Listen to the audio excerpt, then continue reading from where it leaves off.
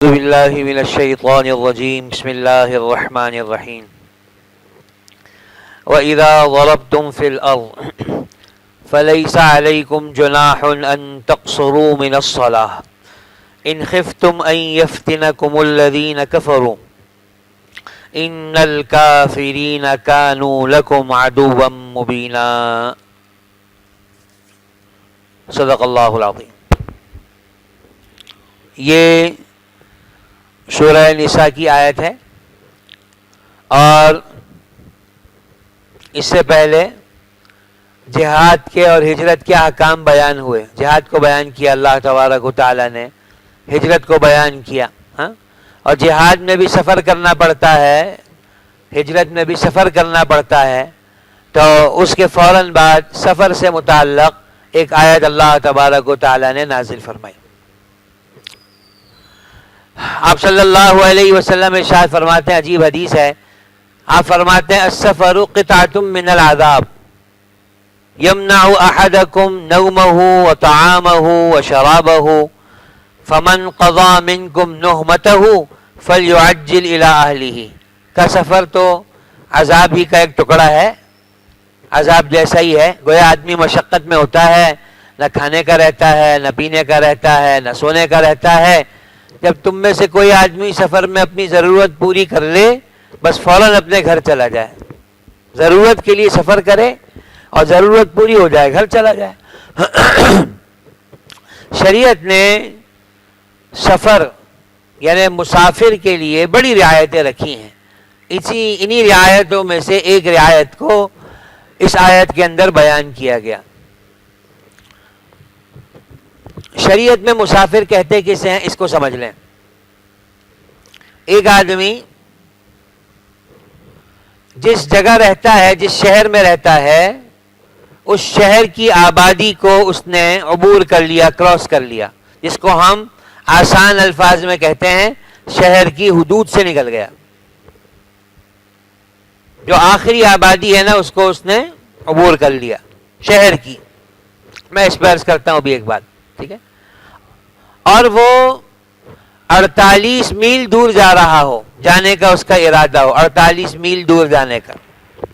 48 میل دور جانے کا مطلب یہ ہوا کہ تقریباً 78 کلومیٹر دور جا رہا ہو. کتنا دور جا رہا ہو بھائی؟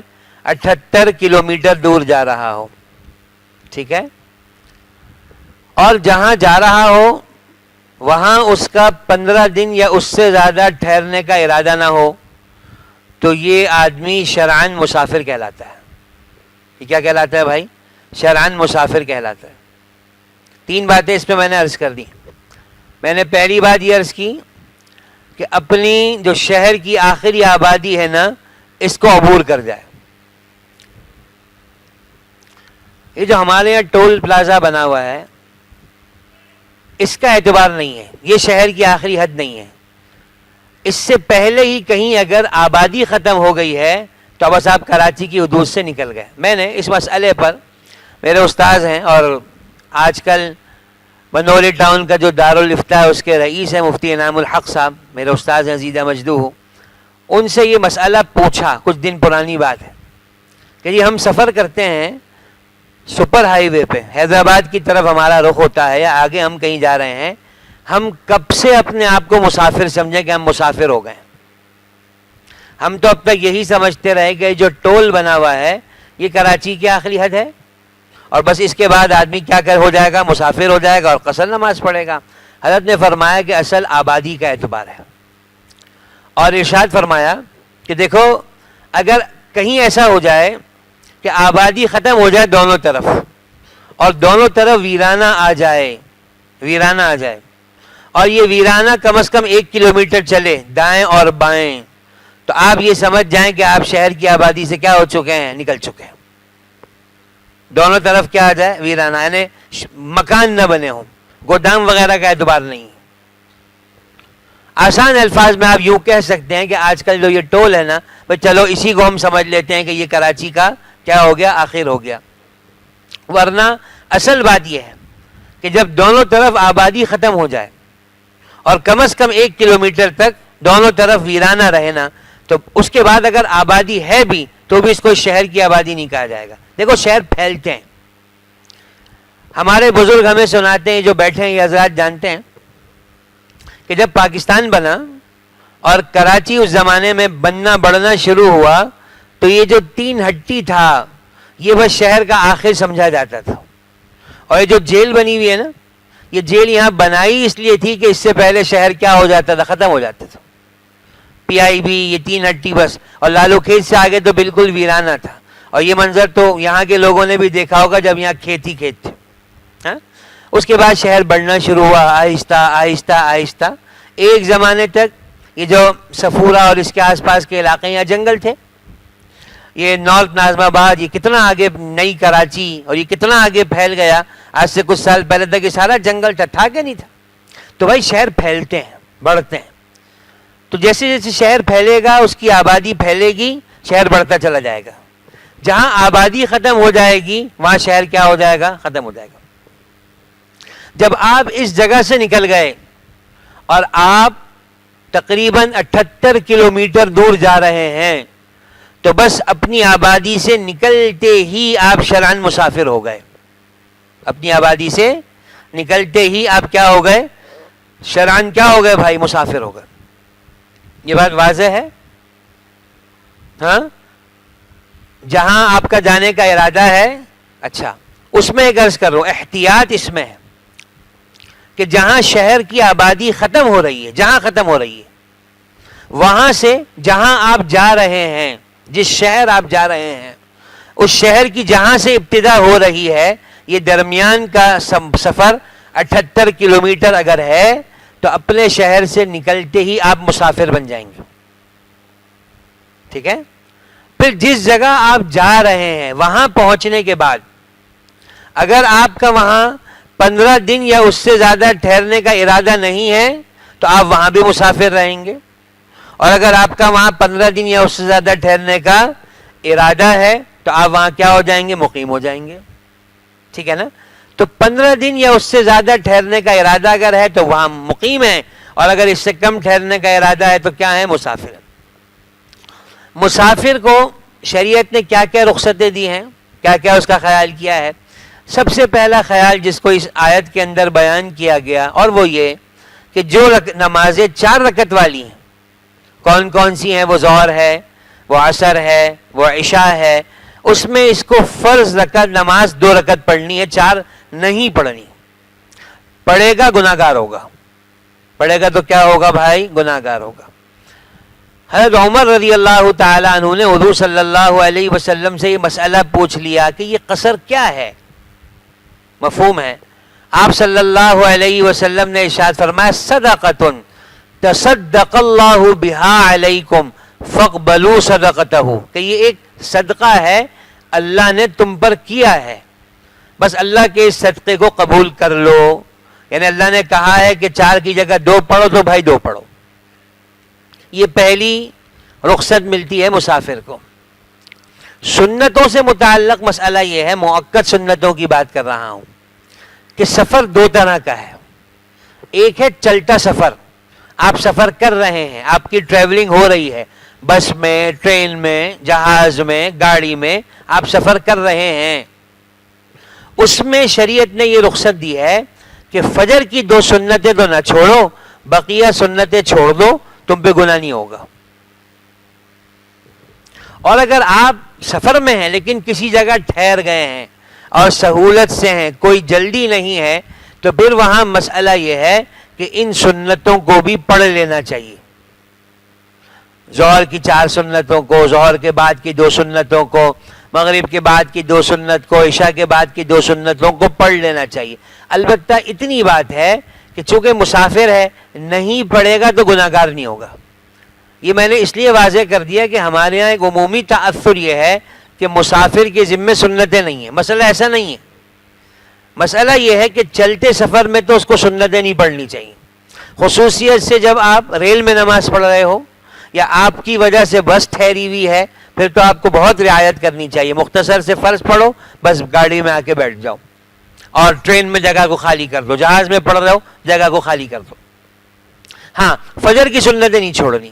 لیکن آپ سہولت سے ہیں، کہیں ٹھہرے ہوئے ہیں، چلتا سفر آپ کا نہیں ہے، تو پھر آپ کو ظہر، مغرب، عشاء اس کی سنتوں کو بھی پڑھنا چاہیے. اس سے اندازہ لگائیں کہ ان سنتوں کی کتنی تاکید ہے اور ان سنتوں کا کتنا اہتمام ہے. میں نے کل ابھی آپ سے عرض کیا تھا نا اعتکاف کا مسئلہ سناتے ہوئے کہ ایک دفعہ حضور صلی اللہ علیہ وسلم کی ظہر کی سنتیں رہ گئیں، آپ نے اس کی قضا کی اثر کے بعد.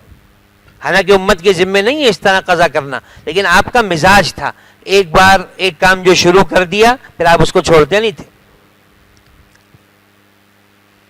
یہ دوسری سہولت ہو گئی جو اللہ مسافر کو دیتے ہیں. تیسری سہولت کیا جو مسافر کو ملتی ہے کہ اگر یہ روزہ چھوڑنا چاہے تو اس پر گناہ نہیں ہے. اس پر کیا نہیں ہے بھائی؟ گناہ نہیں ہے. ہاں رکھ لے اجر کی بات ہے، چھوڑ دے گناہ نہیں ہے. لیکن وہی ذہن میں رہے کہ یہ روزہ چھوڑنے کی اجازت اس شخص کو ہے جو شرعاً مسافر ہو. مثال دوں میں آپ کو، میرا سفر ہے آج یعنی کل، اور مجھے صبح 8 بجے نکلنا ہے کراچی شہر سے. صبح سحری جس وقت ہوئی اس وقت میں مسافر نہیں تھا، مقیم تھا. مجھے یہ چھوٹ نہیں ہے کہ میں آج کا روزہ چھوڑ دوں، مجھے تو آج کا روزہ رکھنا ہی رکھنا ہے. اگر صبح صادق کے وقت میں شرعاً مسافر ہوں پھر مجھے اجازت ہے کہ میں آج کا روزہ کیا کر سکتا ہوں؟ چھوڑ دوں. یہ مسئلہ پیش آتا ہے ان لوگوں کو جن کی فلائٹیں ہوتی ہیں، خصوصیت سے ان لوگوں کی جن کی لمبی فلائٹیں ہیں، 12-14 گھنٹے کی فلائٹ ہے اور سفر بھی ایسا ہے سورج کے ساتھ ساتھ ڈوب ہی نہیں رہا سورج. مجھے اتفاق ہوا ایسے سفر کا، میں دبئی سے جہاز میں بیٹھا، برازیل جا رہا تھا ساؤ پولو، 15 گھنٹے کا سفر تھا. اس 15 گھنٹے کے سفر میں ایک ہی نماز میرے ذمہ آئی ظہر کی، بس ایک نماز آئی.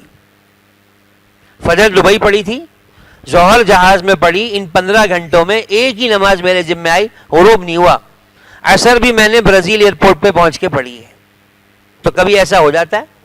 تو اتنا لمبا سفر ہے، لیکن اگر میں شرعاً مسافر نہ ہوں تو میں یہ کہہ کر کہ جی میں سفر میں ہوں، مجھے آگے سفر کرنا ہے، میں روزہ نہیں چھوڑ سکتا.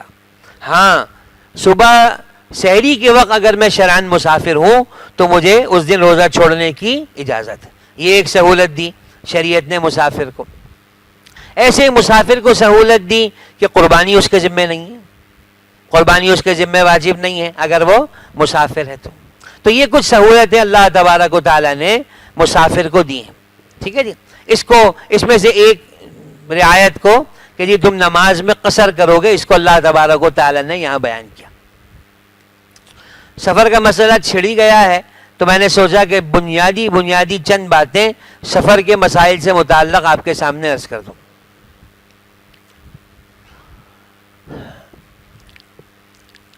اللہ تبارک و تعالیٰ نے آدمی کو جہاں پیدا کیا ہوتا ہے یہ جگہ اس کی وطن اصلی کہلاتی ہے. وطن اصلی، جیسے ہم کراچی میں پیدا ہوئے نا، تو کراچی ہمارا وطن اصلی ہے. ٹھیک ہے. اپنے شہر میں جیسے ہی آدمی داخل ہوگا یہ مقیم ہو جائے گا، چاہے نیت کرے چاہے نہ کرے. 1 گھنٹے کے لیے بھی اپنے شہر میں آدمی گیا، یہ کیا ہو گیا بھائی؟ مقیم ہو گیا.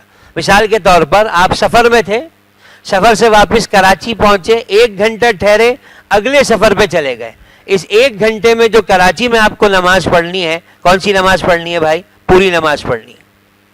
آپ مقیم ہیں. اپنے شہر میں پہنچتے ہی آدمی کیا ہو جاتا ہے؟ مقیم ہو جاتا ہے. وطن اصلی کسے کہتے ہیں؟ جہاں آدمی کا گھر ہو، جہاں آدمی کی بیوی رہتی ہو، اس کے بچے رہتے ہوں، اس کو وطن اصلی کہتے ہیں.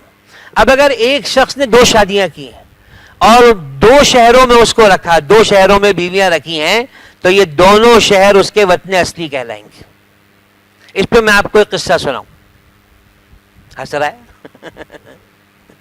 اس پہ ایک قصہ سناؤں آپ کو. حضور صلی اللہ علیہ، اچھا پہلے ایک تمہید سن لیں. آپ صلی اللہ علیہ وسلم مکہ معظمہ میں پیدا ہوئے، 53 برس تک مکہ معظمہ میں رہے. 53 برس کی عمر میں آپ نے مکے سے کی ہجرت اور کہاں تشریف لے گئے؟ مدینہ طیبہ. مکہ آپ کا وطن نہیں رہا. ٹھیک ہے، آپ نے ہجرت کر لی تھی. آپ جب مدینہ سے مکے تشریف لائے مسافر رہے اور سفر کی نمازیں پڑھائیں آپ نے. عمرے کے لیے تشریف لائے سفر کی نماز پڑھی، حج کے لیے تشریف لائے تب بھی نماز کیسی پڑھی بھائی؟ سفر کی نماز پڑھی. اور نماز کے بعد آپ اعلان کرتے تھے کہ اپنی نمازیں پوری کر لینا، ہم مسافر ہیں اس لیے قصر کر رہے ہیں. ابو بکر رضی اللہ تعالیٰ عنہ امیر بنے، امیر المؤمنین بنے، حج کو تشریف لائے، ایسے ہی کیا، قصر کیا. حضرت عمر رضی اللہ تعالیٰ عنہ کا دور آیا، وہ خلیفہ بنے، ہر سال حج کو تشریف لے جاتے تھے، وہ بھی قصر کرتے تھے. حضرت عثمان رضی اللہ تعالیٰ عنہ خلیفہ بنے. حضرت عمر رضی اللہ عنہ کی اپنی شان تھی، وہ حج کے موقع پہ تمام گورنروں کو بلا لیا کرتے تھے، حج پہ آ جاؤ، اور وہاں کے لوگوں کو بھی بلا لیا کرتے تھے اور کچہری لگاتے تھے، بھائی کسی کو کوئی شکایت ہے تو بتاؤ، اپنے گورنر کی کوئی شکایت مجھ سے کرنی ہے تو بتاؤ. عجیب ہے نا یہ. وہ ہے اسی میں وہ قصہ ہے، پہلے بھی میں نے آپ کو سنایا کہ کوفہ سے ایک آدمی آیا، کوفہ سے. عمر رضی اللہ تعالیٰ عنہ سے کہا کہ کوفہ میں ایک آدمی ہے جو اپنی یاد سے قرآن کریم لکھواتا ہے لوگوں کو. حضرت عمر ناراض ہو گئے، کون ہے وہ؟ اپنی یاد سے قرآن لکھوانے والا کون ہے؟ تو کہا عبداللہ ابن مسعود رضی اللہ تعالیٰ عنہ. حضرت عمر کا غصہ ٹھنڈا ہو گیا، کہا وہ لکھوا سکتے ہیں بھائی، وہ لکھوا سکتے ہیں. اور پھر ایک قصہ سنایا کہ ایک دفعہ ایسا ہوا کہ آپ صلی اللہ علیہ وسلم اور ابو بکر رضی اللہ تعالیٰ عنہ ایک مشورے میں تھے گھر کے اندر. آپ صلی اللہ علیہ وسلم نے اپنے گھر کے وقت کو 3 حصوں میں تقسیم کیا تھا. 3 حصوں میں گھر کے وقت کو آپ نے تقسیم کیا تھا. ایک وقت گھر والوں کے لیے تھا، اس میں نہ آپ عبادت کرتے تھے نہ کسی سے ملتے تھے، وہ گھر والوں کا وقت. ایک وقت عبادت کے لیے طے کیا تھا، اور ایک وقت طے کیا تھا مسلمانوں کے اہم معاملات پر مشاورت کا. خاص خاص صحابہ کو آپ موقع دیتے تھے کہ آؤ بات کر لو ہم سے. تو حضور صلی اللہ علیہ وسلم کی دنیا میں 2 مصاحب تھے، ایک ابو بکر رضی اللہ تعالیٰ عنہ، ایک عمر رضی اللہ تعالیٰ عنہ نا. تو عمر رضی اللہ تعالیٰ عنہ نے کہا کہ حضور صلی اللہ علیہ وسلم اور ابو بکر مشورہ کر رہے تھے، میں بھی ساتھ تھا. تواضعاً کہہ دیا. کہا ہم گھر سے باہر نکلنے لگے تو آپ صلی اللہ علیہ وسلم ہمارے اکرام میں ہمیں چھوڑنے کے لیے گھر کے باہر تک آئے، دروازے تک آئے. مہمان کا اکرام ہے، چھوڑنے گھر کے باہر تک آئے. دیکھا مسجد میں ایک آدمی نماز پڑھ رہا ہے. آپ صلی اللہ علیہ وسلم دیکھا تو وہ عبداللہ ابن مسعود رضی اللہ تعالیٰ عنہ تھے.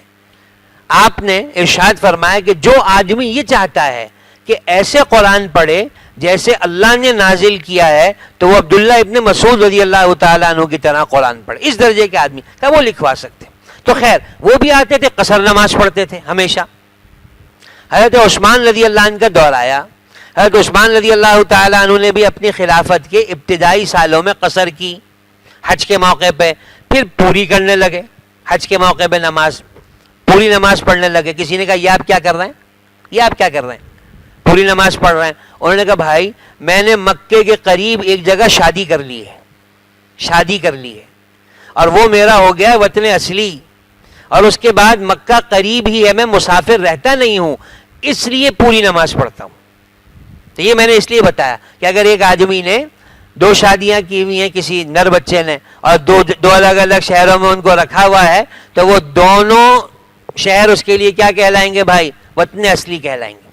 اور وہ جہاں کہیں بھی جائے گا پوری نماز پڑھے گا. ٹھیک ہے جی. بیٹی کی شادی ہو گئی اور وہ بیاہ کے کسی اور جگہ چلی گئی، سسرال کسی اور شہر میں چلا گیا، تو اب یہ سسرال اس کا وطن اصلی ہو گیا.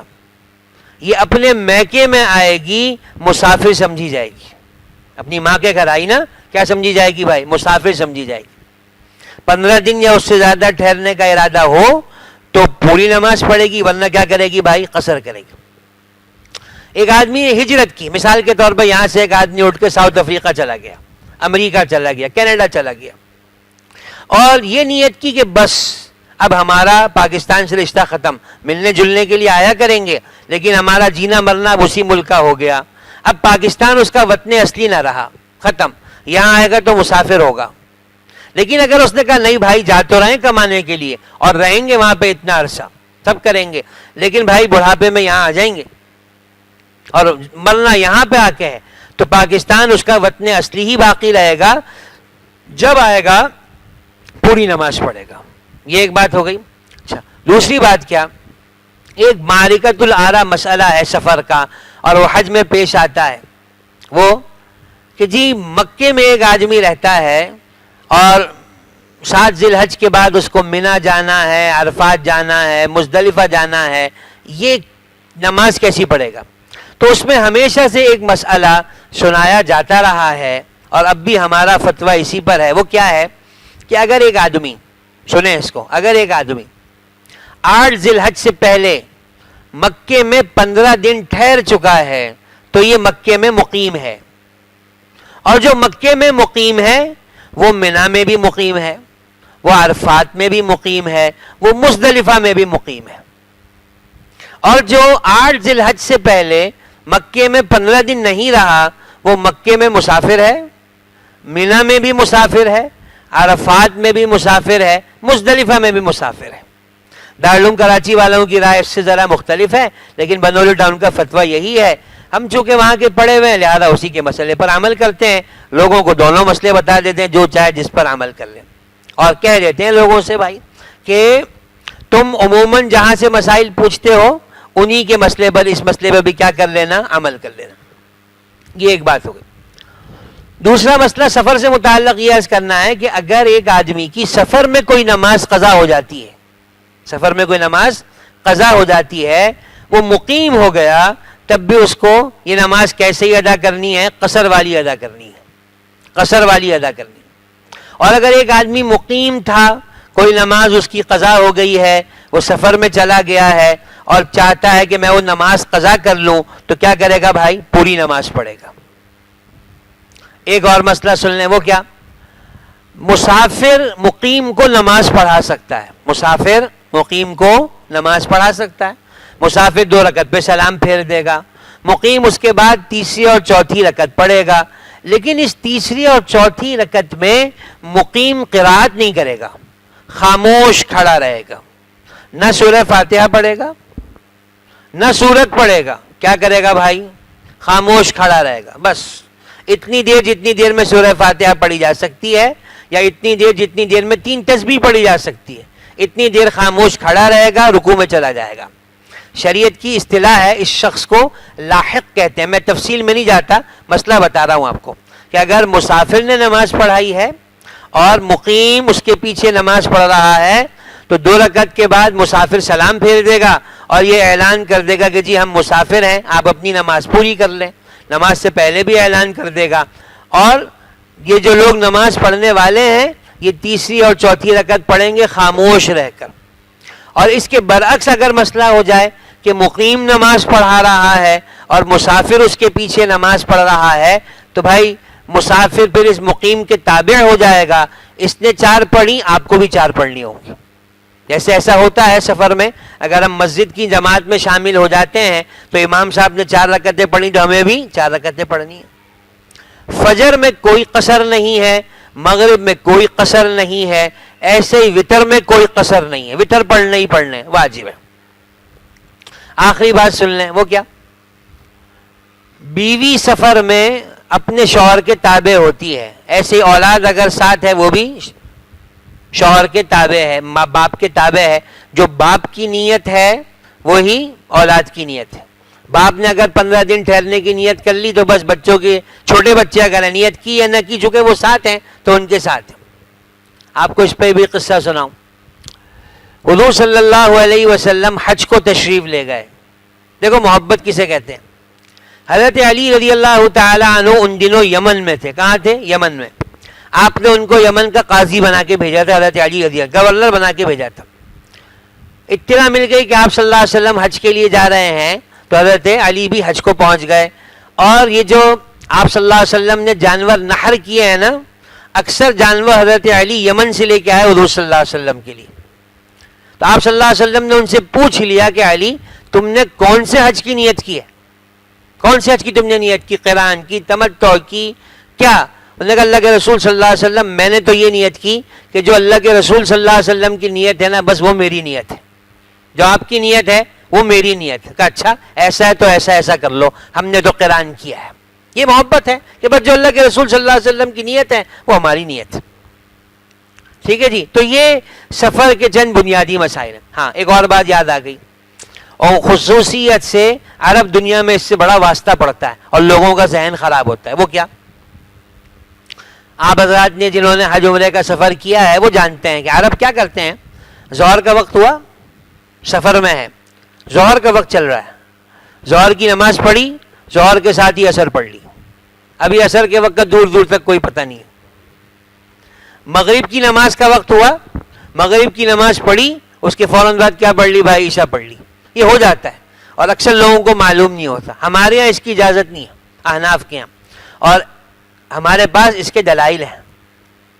مختصر سی بات یہ ہے کہ اللہ تبارک و تعالیٰ نے ارشاد فرمایا ہے ان الصلاۃ کانت علی المؤمنین کتابا موقوتا, کہ نماز مسلمانوں پر مقررہ وقت پہ فرض ہے. آپ صلی اللہ علیہ وسلم نے نماز کو سفر میں جمع کیا ہے, لیکن اس کا طریقہ ہے. وہ کیا کہ آپ نے ظہر کو اخیر وقت میں پڑھا ہے, عصر کو اول وقت میں پڑھ لیا ہے, مغرب کو اخیر وقت میں پڑھا ہے, عشاء کو اول وقت میں پڑھ لیا ہے. دیکھنے والوں کو کیا لگا ہے کہ جی آپ صلی اللہ علیہ وسلم نے دونوں نمازوں کو کیا کیا ہے بھائی, جمع کیا ہے. اور اس سے زیادہ سہولت ہے. مسئلہ سنا دیتا ہوں میں آپ کو. ہم مثل ثانی ہو جانے کے بعد عصر پڑھتے ہیں. ہمارے یہاں عصر دیر سے ہوتی ہے, دیکھا ہے نا آپ نے, حرمین میں ذرا جلدی ہو جاتی ہے. مثل اول کے بعد یہ لوگ عصر پڑھ لیتے ہیں. تو سفر میں ہمارے احناف بھی اس کی اجازت دیتے ہیں کہ اسی مثل اول میں جس میں یہ حضرات عصر پڑھتے ہیں اس میں آپ بھی عصر پڑھ لو, ظہر عصر کو اس وقت میں پڑھ لو. ایسے ہی جب سورج ڈوبتا ہے تو آپ اس کو دیکھیں, کبھی آزما لیں اس کو. سورج ڈوبنے کے بعد کچھ دیر آسمان پہ سرخی رہتی ہے, سرخی, اس کو شفق کہتے ہیں. پھر یہ سرخی ڈوب جاتی ہے, سفیدی آ جاتی ہے, اس کو بھی شفق کہتے ہیں.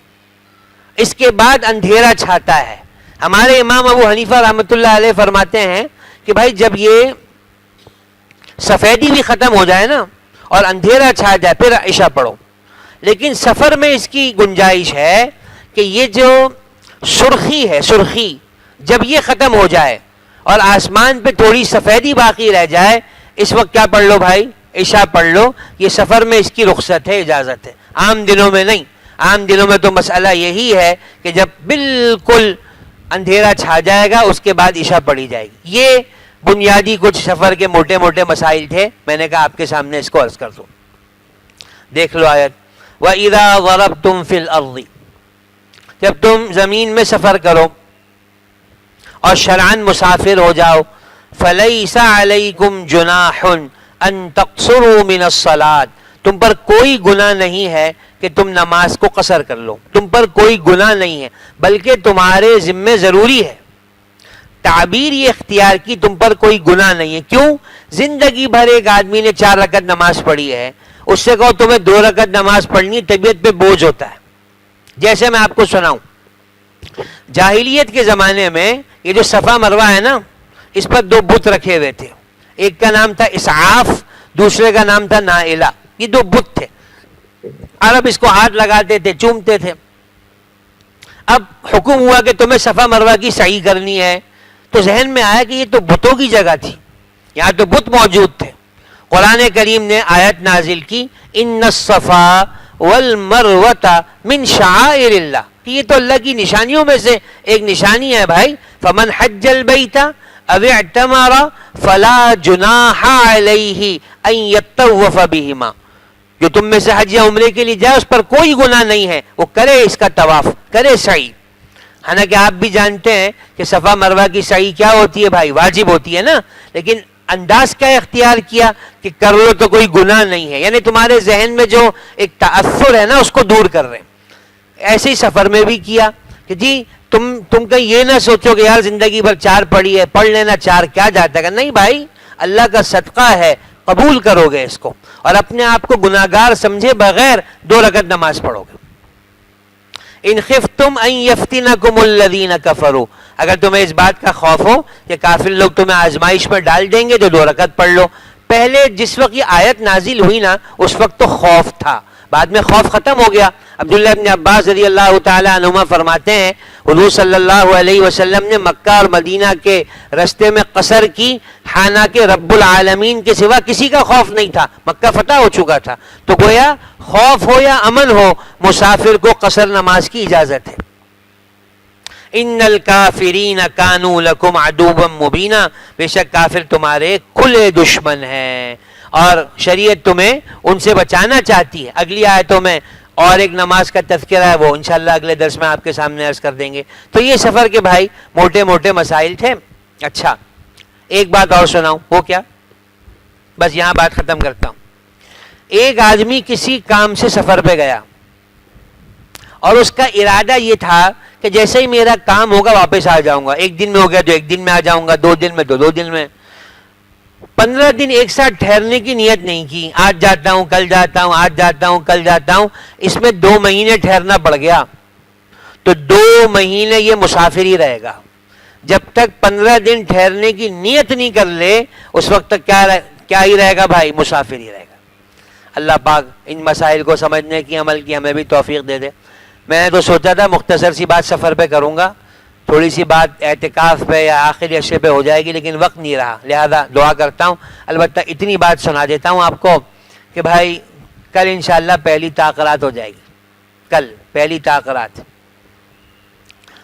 ہر سال ہی لگتا ہے رمضان تیزی سے گزر رہا ہے، اس رمضان تو پتہ نہیں کیوں ایسا لگا کہ رمضان بہت تیزی سے گزر گیا اور 2 عشرے ہو گئے رمضان کے۔ کوئی بات نہیں، ہم تو یعنی میں اپنی بات کروں اس پہ اللہ کا شکر گزار ہوں کہ اللہ رب العزت نے یہ روزے ہم سے رکھوا دیے۔ اگر سفر جلدی سے گزر جائے تو اس پہ اللہ کا شکر ادا کرنا چاہیے، الحمدللہ اللہ نے رکھوا لیے۔ باقی ہماری عبادتیں جیسی ٹوٹی پھوٹی ہیں وہ ہم جانتے ہیں، ہمارا پروردگار جانتا ہے، وہ ٹوٹی پھوٹی کو قبول کر لے گا انشاءاللہ، ہمیں اللہ کی رحمت سے امید ہی امید ہے۔ لیکن اتنی بات ہے کہ یہ جو آخری عشرہ ہے نا بھائی، یہ ضائع کرنے کا عشرہ نہیں ہے، اہتمام سے عمل میں لگنے کا عشرہ ہے۔ اور حضرت تھانوی رحمۃ اللہ علیہ ارشاد فرمایا کرتے تھے کہ دیکھو تم اگر گناہوں سے بچنا ہے نا تو 4 چیزوں کی عادت ڈال لو، تم گناہ سے بچ جاؤ گے۔ کتنی چیزوں کی؟ اس میں سے 2 باتیں عرض کر دیتا ہوں میں آپ سے۔ ایک یہ ہے کہ اگر گناہ سے بچنا ہے نا، لوگوں سے ملنا جلنا کم کر دو، کم کر دو بھائی۔ لوگوں سے ملو گے، جلو گے، بولو گے، بات چیت کرو گے، گناہ سے نہیں بچ پاؤ گے۔ میں آپ کو عجیب بات سناؤں، یہ ہماری آنکھیں اور یہ ہماری زبان، دیکھ لو ادھر، یہ آنکھیں اور یہ زبان، عمل کی جو نورانیت دل میں پیدا ہوتی ہے، اس نورانیت کو تیزی سے زائل کر دینے والے یہی 2 رستے ہیں، آنکھ اور زبان۔ آنکھ حرام پر پڑی، دل سے نور نکل جاتا ہے، زبان سے حرام نکلا، نور نکل جاتا ہے بھائی۔ تو اس کی احتیاط اسی میں ہے کہ لوگوں سے ملنا جلنا آدمی کیا کرے بھائی، کم کرے۔ اسی کے لیے اعتکاف کی ترغیب دی جاتی ہے، اسی کے لیے خاموش رہنے کی ترغیب دی جاتی ہے، اور کثرت سے اپنے آپ کو کسی عمل میں مشغول رکھے، عمل میں مشغول رکھے، تلاوت میں، تسبیح میں، نماز میں، ذکر میں، دعا میں۔ آدمی اپنے لیے کوئی بھاری معمول طے کرے کہ بس میں یہ کروں گا، جتنا 20 دن میں کیا اس سے زیادہ آخری عشرے میں انشاءاللہ کر لیں گے، نیت کرتے ہیں نا انشاءاللہ۔